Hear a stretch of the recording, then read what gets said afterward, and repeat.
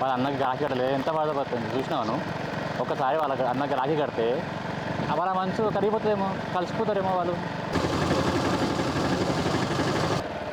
నువ్వు అనేది నాకు అర్థమవుతుంది బావా, కానీ నాకు ఎందుకో ఇది వర్కౌట్ అవుతుంది అనిపిస్తలేదు. చూద్దాం కదా బాబు, మన ప్రయత్నం మనం చేద్దాం. మన ప్రయత్నం చేయకుండా మనం ఎట్లా మాట్లాడదాం? సరే బావ, నీ ఇష్టం, నేను ఎట్లా చెప్తా అట్లా. సరే అట్లా చెప్పు, మరి పోదాం నడు.